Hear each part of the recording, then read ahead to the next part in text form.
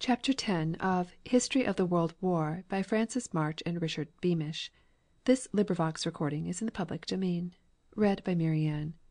Chapter 10 The Struggle for Supremacy on the Sea. Captain Mayen's thesis that in any great war the nation possessing the greater sea power is likely to win was splendidly illustrated during the World War. The great English fleets proved the insuperable obstacle to the ambitious German plans of world domination. The millions of soldiers landed in France from Great Britain and its provinces, the millions of the Americans transported in safety across the water, and the enormous quantities of supplies put at the disposal of the Allies depended, absolutely, upon the Allied control of the sea routes of the world. With a superior navy a German blockade of England would have brought her to terms in a short period, and France, left to fight alone, would have been an easy victim. The British navy saved the world. Germany had for many years well understood the necessity of power upon the sea. When the war broke out it was the second greatest of the sea powers. Its ships were mostly modern, for its navy was a creation of the past 15 years, and its development was obviously for the purpose of attacking the British supremacy. The father of this new navy was a naval officer by the name of von Tirpitz, who, in 1897, had become the German naval minister. With the aid of the Emperor, he had aroused among the Germans a great enthusiasm for maritime power, and had built up a navy in 15 years which was second only to the English navy. Von Tirpitz was an interesting character. In appearance he looked like an old sea wolf who had passed his life on the wave, but such a thought would be a mistake. The great admiral's work was done on land. He was an organizer, a diplomatist, and a politician. He created nothing new; in all its details he merely copied the English fleet. He is tall, heavily built, with a great white beard forked in the middle. He is a man of much dignity, with a smile which has won him renown. He might have been the Chancellor of the Empire, but he preferred to devote himself to the navy, to prove that the future of Germany is on the seas.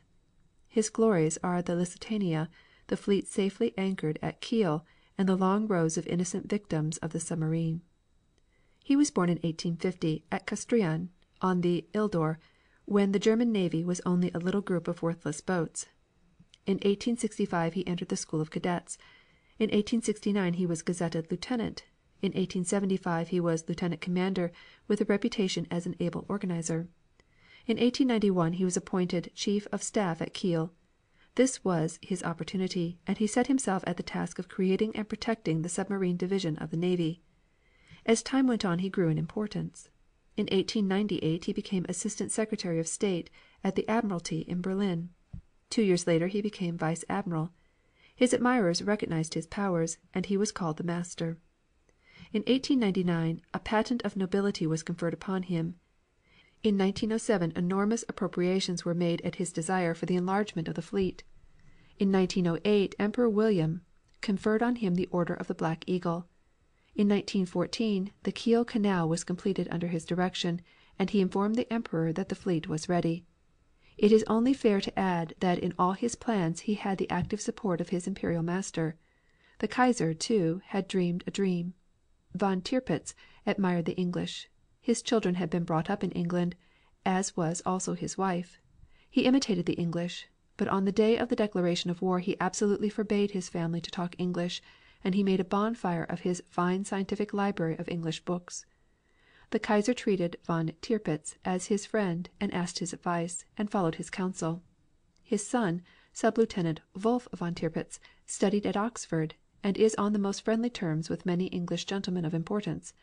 He was on board the Mainz, which was sunk off of Helgoland in August, 1916.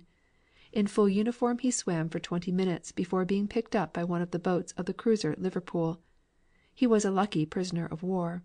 The German battleships and cruisers which represented the toil of von Tirpitz for more than half a century lay hidden away in the shelter of the Kiel Canal during the war to be ingloriously surrendered at its end. His name will remain linked with that of the Lusitania. The German High Sea Fleet at the beginning of the war consisted of 41 battleships, 7 battle cruisers, 9 armored cruisers, 49 light cruisers, 145 destroyers, 8 torpedo boats, and 38 submarines. Under the direction of von Tirpitz, the navy had become democratic and had drawn to it many able men of the middle class. Its training was highly specialized, and the officers were enthusiasts in their profession. The navy of Austria-Hungary had also expanded in recent years, under the inspiration of Admiral Montecuculi.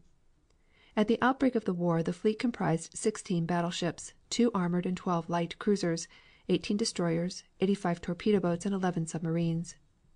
The Allies were much more powerful. The French navy had in the matter of invention given the lead to the world, but its size had not kept pace with its quality. At the beginning of the war France had 31 battleships, 24 armored cruisers, 8 light cruisers, 87 destroyers, 153 torpedo boats and 76 submarines. Russia, after the war with Japan, had begun the creation of a powerful battle fleet which had not been completed when war was declared. At that time she had on the Baltic 4 dreadnoughts, 10 armored cruisers, 2 light cruisers, 80 destroyers and 24 submarines, and a fleet of about half the strength in the Black Sea. The English fleet had reached a point of efficiency which was unprecedented in its history. The progress of the German sea power had stimulated the spirit of the fleet and led to a steady advance in training and equipment. The development of armament and of battleship designing, the improvement in gunnery practice, the revision of the rate of pay, the opening up of careers from the lower deck, and the provision of a naval air service are landmarks in the advance. In the Navy estimates of March, 1914, Parliament sanctioned over £51,000,000 for a naval defense, the largest appropriation for the purpose ever made. The home fleet was arranged in 3 units. The first fleet was divided into 4 battle squadrons, together with the flagship of the commander in chief. The first squadron was made up of 8 battleships, the second squadron contained 8, the third 8, and the fourth 4. Attached to each fleet was a battle cruiser squadron, consisting of 4 ships in the first fleet, 4 in the second, 4 in the third, and 5 in the fourth. The fourth also contained a light cruiser squadron, a squadron of 6 gunboats for minesweeping, and 4 flotillas of destroyers, each with a flotilla cruiser attached. The second fleet was composed of 2 battle squadrons, the first containing 8 pre-dreadnoughts and the second 6. Attached to this fleet were also 2 cruiser squadrons, a Minelayers squadron of 7 vessels, 4 patrol flotillas, consisting of destroyers and torpedo boats, and 7 flotillas of submarines.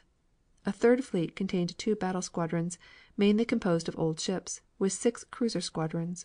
The English strength, outside home waters, consisted of the Mediterranean fleet, containing 3 battle cruisers, 4 armored cruisers, 4 ordinary cruisers, and a flotilla of 17 destroyers, together with submarines and torpedo boats. In eastern waters there were a battleship, 2 cruisers, and 4 sloops. In the China squadron there were 1 battleship, 2 armored cruisers, 2 ordinary cruisers, a number of gunboats, destroyers, submarines, and torpedo boats. In New Zealand there were 4 cruisers. The Australian fleet contained a battle cruiser, 3 ordinary cruisers, 3 destroyers, and 2 submarines. Other cruisers and gunboats were stationed at the Cape, the west coast of Africa, and along the western Atlantic. At the outbreak of the war 2 destroyers were purchased from Chile, and 2 Turkish battleships, building in England, were commandeered by the government. It is evident that the union of France and Britain made the Allies easily superior in the Mediterranean Sea, so that France was able to transport her African troops in safety, and the British commerce with India and the Far East could safely continue. The main field of the naval war, therefore, was the North Sea and the Baltic, where Germany had all her fleet, except a few naval raiders. The entrance to the Baltic was closed to the enemy by Denmark, which, as a neutral, was bound to prevent an enemy fleet from passing. Germany, however, by means of the Kiel Canal, could permit the largest battle fleet to pass from the Baltic to the North Sea. The German high sea fleet was weaker than the British home fleet by more than 40%, and the German policy, therefore, was to avoid battle until, through mine layers and submarines, the British power should have been sufficiently weakened. The form of the German coast made this plan easily possible. The various bays and river mouths provided safe retreat for the German ships, and the German fleet were made secure by the fortifications along the coast. On July the 29th, 1914, at the conclusion of the annual maneuvers, instead of being demobilized as would have been usual, the Grand Fleet of Great Britain sailed from Portland along the coast into the mists, and from that moment dominated the whole course of the war. From the 4th of August, the date of the declaration of war, the oceans of the world were practically rid of enemy warships, and were closed to enemy mercantile marine. Although diplomacy had not yet failed, the masters of the English navy were not caught napping. The credit for this readiness has been given to Mr. Winston Churchill, one of the first lords of the Admiralty, who had divined the coming danger. When the grand fleet sailed it seemed to disappear from English view. Occasionally some dweller along the coast might see an occasional cruiser or destroyer sweeping by in the distance, but the great battleships had gone. Somewhere, in some hidden harbor, lay the vigilant fleets of England. Sea fighting had changed since the days of Admiral Nelson. The old wooden ship belonged to a past generation. The guns of a battleship would have sunk the Spanish Armada with one broadside. In this modern day the battleship was protected by aircraft which dropped bombs from the clouds. Unseen submarines circled about her. Beneath her might be mines which could destroy her at the slightest touch. Everything had changed but the daring of the English sailor. In command of the home fleet was Admiral Sir John Jellico. He had had a distinguished career. Beginning as a lieutenant in the Egyptian War of 1882, he had become a commander in 1891. In 1897 he became a captain and served in China, commanding the naval brigade in the Peking expedition of 1900, where he was severely wounded. Later he became naval assistant to the controller of the Navy, director of naval ordnance and torpedoes, rear admiral in the United Fleet, Lord Commissioner of the Admiralty and Controller of the Navy, Vice Admiral commanding the Atlantic Fleet, Vice Admiral commanding the 2nd Division of the Home Fleet, and the 2nd Sea Lord of the Admiralty. He had distinguished himself in the naval maneuvers of 1913 and was one of the officers mainly responsible for the development of the modern English Navy. He had the confidence of his colleagues and a peculiar popularity among the British seamen. On the day after the declaration of war the first shots were fired. German Minelayers, it is now believed, in disguise, had been dropping mines during the preceding week over a wide area of the North Sea. On the 5th of August the Minelayer Königin Louise was sunk by the destroyer Lance, and on August 6th the British light cruiser Amphion struck one of the mines laid by the Königin Louise and was sunk with great loss of life. On August 9th German submarines attacked a cruiser squadron without causing any damage, and one submarine was sunk. It was in the Mediterranean, however, that the greatest interest was felt during the first week of the war.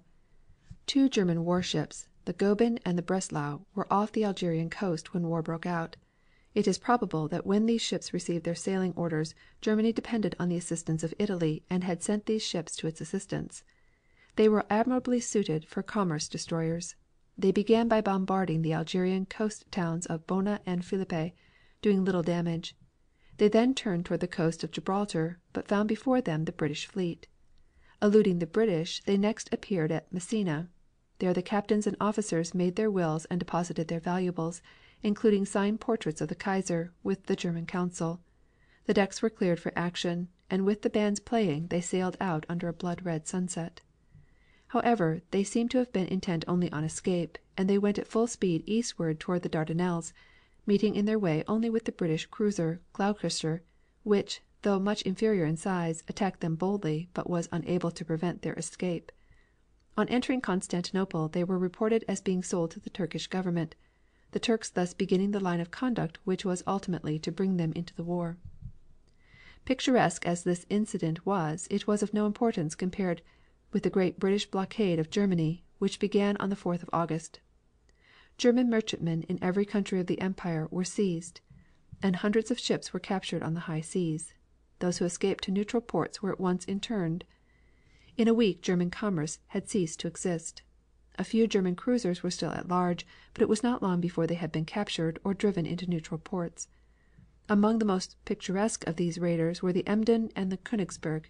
The Emden, in particular, interested the world with her romantic adventures. Her story is best told in the words of Lieutenant Captain von Mucke and Lieutenant Geising, whose return to Germany with 44 men, 4 officers and 1 surgeon, after the destruction of the ship, was a veritable Odyssey. We on the Emden had no idea where we were going, as, on August 11, 1914, we separated from the cruiser squadron, escorted only by the coaler Markomannia. Under way the Emden picked up 3 officers from German steamers. That was a piece of luck, for afterward we needed many officers for the capturing and sinking of steamers, or manning of them when we took them with us. On September 10th the first boat came in sight. We stopped her. She proved to be a Greek tramp returning from England. On the next day we met the Indus, bound for Bombay, all fitted up as a troop transport, but still without troops. That was the first one we sunk. The crew we took aboard the Marcomannia.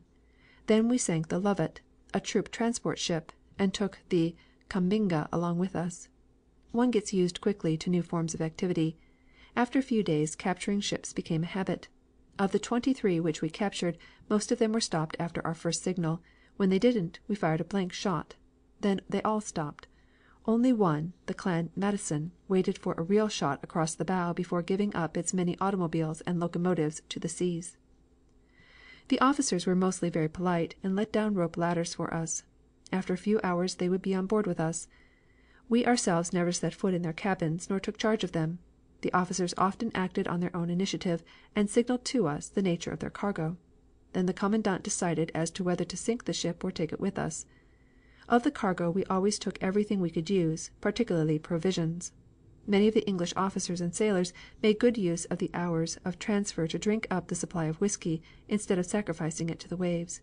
I heard that one captain was lying in tears at the enforced separation from his beloved ship, but on investigation found that he was merely dead drunk.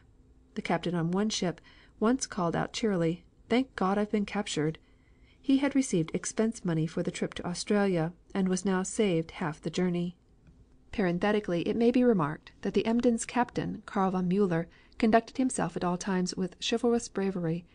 According to the accounts of the English themselves, who in their reports say of him admiringly, "He played the game." Captain von Mucke's account continues.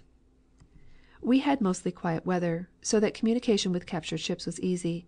They were mostly dynamited, or else shot close to the water line.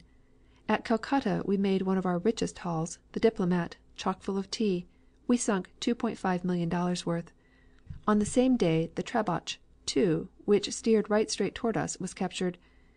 By now we wanted to beat it out of the Bay of Bengal, because we had learned from the papers that the Emden was being keenly searched for. By Rangoon we encountered a Norwegian tramp which, for a cash consideration, took over all the rest of our prisoners of war. On September 23rd we reached Madras and steered straight for the harbor. We stopped still 3,000 yards before the city. Then we shot up the oil tanks. 3 or 4 of them burned up and illuminated the city. 2 days later we navigated around Ceylon and could see the lights of Colombo.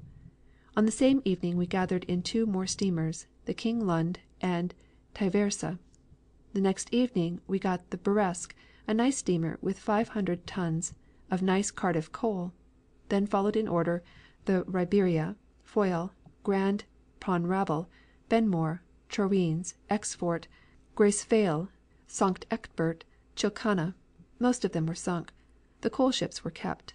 All this happened before October 20th. Then we sailed southward to Diogasia, southwest of Colombo. The captain then tells with much gusto a story of a visit paid to the Emden by some English farmers at Diogasia, who were entertained royally by the Emden officers.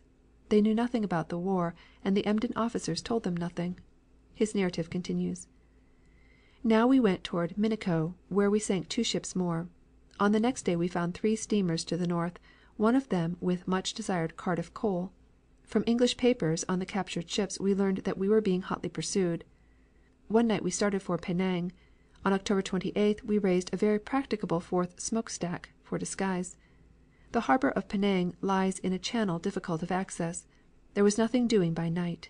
We had to do it at daybreak. At high speed, without smoke, with lights out, we steered into the mouth of the channel. A torpedo boat on guard slept well. We steamed past its small light. Inside lay a dark silhouette. That must be a warship. We recognized the silhouette dead sure. That was the Russian cruiser Yemtkud. There it lay, there it slept like a rat, no watch to be seen. They made it easy for us. Because of the narrowness of the harbor we had to keep close. We fired the first torpedo at 400 yards. Then, to be sure, things livened up a bit on the sleeping warship. At the same time we took the crew quarters under fire 5 shells at a time. There was such a flash of flame on board, then a kind of burning aureola. After the 4th shell the flame burned high. The first torpedo had struck the ship too deep, because we were too close to it. A second torpedo which we fired off from the other side didn't make the same mistake.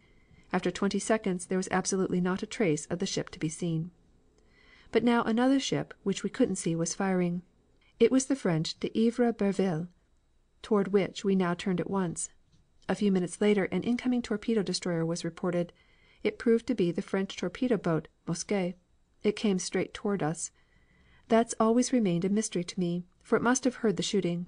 An officer whom we fished up afterwards explained to me that they had only recognized we were a German warship when they were quite close to us. The Frenchman behaved well, accepted battle and fought on, but was polished off with 3 broadsides. The whole fight with these ships lasted half an hour. The commander of the torpedo boat lost both his legs by the first broadside. When he saw that part of his crew were leaping overboard he cried, 'Tie me fast! I will not survive after seeing Frenchmen desert their ship.' As a matter of fact he went down with his ship, as a brave captain, lashed fast to the mast. That was my only sea fight. On November 9th I left the Emden in order to destroy the wireless plant on the Cocos Island. I had 50 men, 4 machine guns, and about 30 rifles. Just as we were about to destroy the apparatus it reported, 'Careful! Emden near!' The work of destruction went smoothly. Presently the Emden signals us to 'hurry up.' I pack up, but simultaneously wails the Emden siren. I hurry up to the bridge and see the flag 'Anna' go up. That means weigh anchor. We ran like mad into our boat, but already the Emden's pennant goes up. The battle flag is raised. They fire from starboard. The enemy is concealed by the island and therefore not to be seen, but I see the shell strike the water. To follow and catch the Emden is out of question. She is going 20 knots. I only 4 with my steam pinnace. Therefore I turn back to the land, raise the flag, declare German laws of war in force, seize all arms, and set up my machine guns on shore in order to guard against a hostile landing. Then I run again in order to observe the fight. The cable operator at Cocos Island gives me the following account of what happened from this point. After describing the sudden flight of the Emden, he goes, 'Looking to the eastward we could see the reason for this sudden departure, for a warship, which we afterwards learned was the Australian cruiser Sydney, was coming up at full speed in pursuit. The Emden did not wait to discuss matters, but, firing her first shot at a range of about 3,700 yards, steamed north as hard as she could go. At first the firing of the Emden seemed excellent, while that of the Sydney was somewhat erratic. This, as I afterwards learned, was due to the fact that the Australian cruiser's range finder was put out of action by one of the only 2 shots the Germans got home. However, the British gunners soon overcame any difficulties that this may have caused and settled down to their work, so that before long 2 of the Emden's funnels had been shot away. She also lost one of her masts quite early in the fight. Both blazing away with their big guns, the 2 cruisers disappeared below the horizon, the Emden being on fire. Early the next morning, Tuesday, November 10th, we saw the Sydney returning, and at 8:45 a.m. she anchored off the island. From various members of the crew I gathered some details of the running fight with the Emden. The Sydney, having an advantage in speed, was able to keep out of range of the Emden's guns, and to bombard her with her own heavier metal. The engagement lasted only 80 minutes, the Emden finally running ashore on North Keeling Island and becoming an utter wreck. Only 2 German shots proved effective. One of these failed to explode, but it smashed the main range finder and killed 1 man. The other killed 3 men and wounded 14. Each of the cruisers attempted to torpedo the other but were unsuccessful, and the duel proved a contest in hard pounding at long range. The Sydney's speed during the fighting was 26 knots and the Emden's 24 knots. The British ship's superiority of 2 knots enabled her to close the range at which the battle should be fought, and to make the most of her superior guns. Finally, with a number of wounded prisoners on board, the Sydney left here yesterday, and our few hours of war excitement were over. Captain Muckey's return home from the Cocos Islands was filled with the most extraordinary adventures, and when he finally arrived in country controlled by his allies he was greeted as a hero. While the story of the Emden especially interested the world, the Königsberg also caused much trouble to English commerce.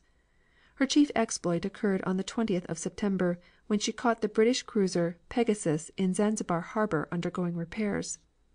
The Pegasus had no chance, and was destroyed by the Königsberg's long-range fire. Nothing much was heard later of the Königsberg, which was finally destroyed by an English cruiser July 11, 1915. The exploits of these 2 German commerce raiders attracted general attention because they were the exceptions to the rule.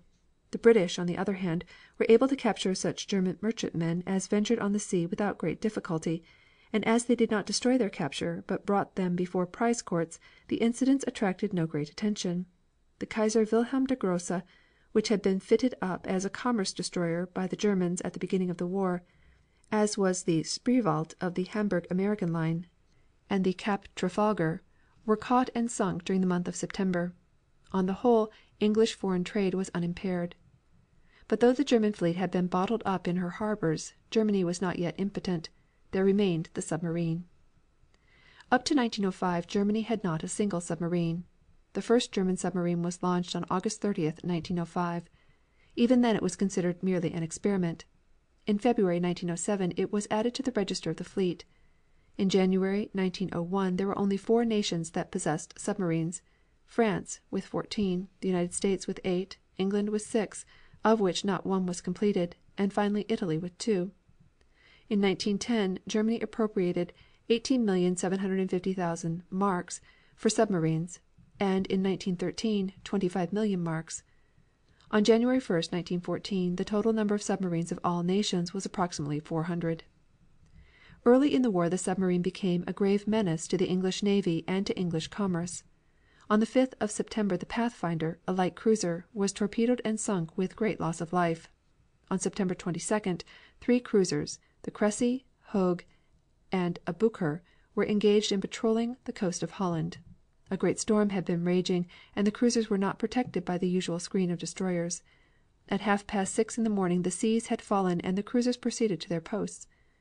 The report of Commander Nicholson of the Cressy of what followed gives a good idea of the effectiveness of the submarine.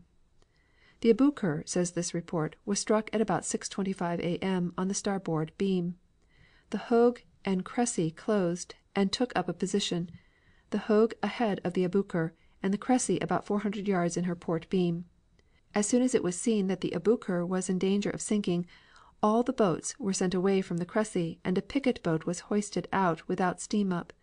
When cutters full of the Aboukir's men were returning to the Cressy, the Hogue was struck, apparently under the aft 9.2 magazine, as a very heavy explosion took place immediately.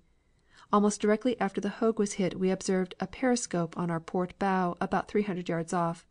Fire was immediately opened and the engines were put full speed ahead with the intention of running her down. Captain Johnson then maneuvered the ship so as to render assistance to the crews of the Hogue and Aboukir. About 5 minutes later another periscope was seen on our starboard quarter and fire was opened. The track of the torpedo she fired at a range of from 500 to 600 yards was plainly visible, and it struck us on the starboard side just before the after bridge. The ship listed about 10 degrees to the starboard and remained steady. The time was 7:15 A.M. All the watertight doors, deadlights and scuttles had been securely closed before the torpedoes left the ship. All mess tools and table shores and all available timber below and on deck had been previously got up and thrown overside for the saving of life. A second torpedo fired by the same submarine missed and passed about 10 feet astern. After about a quarter of an hour after the first torpedo had hit, a third torpedo fired from the submarine just before the starboard beam hit us under the No. 5 boiler room. The time was 7:30 A.M. The ship then began to heel rapidly and finally turned keel up, remaining so for about 20 minutes before she finally sank. It is possible that the same submarine fired all 3 torpedoes at the Cressy. Of the total crews of 1,459 officers and men only 779 were saved. The survivors believed that they had seen at least 3 submarines, but the German official account mentions only one, the U-9, under Captain Lieutenant Otto Wittingen, whose account of this battle confirms the report of Commander Nicholson. Referring to the reports that a flotilla of German submarines had attacked the cruisers, he says: "These reports were absolutely untrue. U-9 was the only submarine on deck." He adds: "I reached the home port on the afternoon of the 23rd, and on the 24th went to Wilhelmshaven to find that news of my effort had become public. My wife, dry-eyed when I went away, met me with tears. Then I learned that my little vessel and her brave crew had won the plaudit of the Kaiser, who conferred upon each of my co workers the Iron Cross of the second class, and upon me the Iron Crosses of the first and second classes." Wittingen was the hero of the hour in Germany. He had with him 25 men. He seems to have acted with courage and skill, but it is also evident that the English staff work was to blame. 3 such vessels should never have been sent out without a screen of destroyers, nor should the Hogue and the Cressy have gone to the rescue of the Aboukir. A few days after the disaster the English Admiralty issued the following statement: The sinking of the Aboukir was of course an ordinary hazard of patrolling duty. The Hogue and Cressy, however, were sunk because they proceeded to the assistance of their consort, and remained with engines stopped, endeavoring to save life, thus presenting an easy target to further submarine attacks. The natural promptings of humanity have in this case led to heavy losses, which would have been avoided by a strict adhesion to military consideration. Modern naval war is presenting us with so many new and strange situations that an error of judgment of this character is pardonable. But it has become necessary to point out for the future guidance of His Majesty's ships that the conditions which prevail when one vessel of a squadron is injured in the mine field or is exposed to submarine attack are analogous to those which occur in action, and that the rule of leaving ships to their own resources is applicable, so far, at any rate, as large vessels are concerned. On the 28th of August occurred the first important naval action of the war, the battle of Helgoland. From the 9th of August German cruisers had shown activity in the seas around Helgoland and had sunk a number of British trawlers. The English submarines E6 and E8 and the light cruiser Fearless had patrolled the seas, and on the 21st of August the Fearless had come under the enemy's shell fire. On August 26th the submarine flotilla, under Commodore Keyes, sailed from Harwich for the Bight of Helgoland, and all the next day the Lurcher and the Firedrake destroyers scouted for submarines. On the same day sailed the first and third destroyer flotillas, the battle cruiser squadron, the first light cruiser squadron, and the 7th cruiser squadron, having a rendezvous at this point on the morning of the 28th. The morning was beautiful and clear, so that the submarines could easily be seen. Close to Helgoland were Commodore Keyes' 8 submarines and his 2 small destroyers. Approaching rapidly from the northwest were Commodore Tirpitz' 2 destroyer flotillas. A little east was Commodore Goodenough's 1st light cruiser squadron. Behind this squadron were Sir David Beatty's battle cruisers with 4 destroyers. To the south and west of Helgoland lay Admiral Christian's 7th cruiser squadron. Presently from behind Helgoland came a number of German destroyers, followed by 2 cruisers, and the English submarines, with the 2 small destroyers, fled westwards, acting as a decoy. As the Germans followed, the British destroyer flotillas on the northwest came rapidly down. At the sight of these destroyers the Germans fled, and the British attempted to head them off. According to the official report the principle of the movement was to cut the German light craft from home and engage it at leisure on the open sea. Between the 2 German cruisers and the English cruisers a fierce battle took place. The Arethusa was engaged with the German Ariadne and the Fearless with the Strasburg. A shot from the Arethusa shattered the forebridge of the Ariadne and killed the captain, and both German cruisers drew off toward Helgoland. Meanwhile the destroyers were engaged in a hot fight. They sunk the leading boat of the German flotilla and damaged a dozen more. Between 9 and 10 o'clock there was a lull in the fight. The submarines, with some of the destroyers, remained in the neighborhood of Helgoland, and the Germans, believing that these boats were the only hostile vessels in the neighborhood, determined to attack them. The Mainz, the Köln, and the Strasburg came again on the scene and opened a heavy fire on some of the boats of the first flotilla, which were busy saving life. The small destroyers were driven away, but the seamen in the boats were rescued by an English submarine. The Arethusa and the Fearless, with the destroyers in their company, engaged with 3 enemy cruisers. The Strasburg, seriously injured, was compelled to flee. The boilers of the Mainz blew up, and she became a wreck, the Köln only remaining and carrying on the fight. The English destroyers were much crippled, and as the battle had now lasted for 5 hours, any moment the German battleships might come on the scene. A wireless signal had been sent to Sir David Beatty, asking for help, and about 12 o'clock the Falmouth and the Nottingham arrived on the scene of action. By this time the first destroyer flotilla was out of action, and the third flotilla and the Arethusa had their hands full with the Köln. The light cruisers were followed at 12:15 by the English battle cruisers. The Lion came first, and she alone among the battle cruisers seems to have used her guns. Her gun power beat down all opposition. The Köln made for home, but the Lion's guns set her on fire. The luckless Ariadne hove in sight, but the terrible 13.5-inch guns sufficed for her. The battle cruisers circled around, and in 10 minutes the Köln went to the bottom. At 22 minutes to 2 Admiral Beatty turned homeward. The German cruisers Mainz, Köln, and the Ariadne had been sunk. The Strasburg was seriously damaged. One destroyer was sunk and at least 7 seriously injured. About 700 of the German crew perished and there were 300 prisoners. The British force returned without the loss of a single ship. The Arethusa had been badly damaged but was easily repaired. The casualty list was 32 killed and 52 wounded. The battle was fought on both sides with great gallantry, the chief glory belonging to the Arethusa and the Fearless, who bore the brunt of the battle.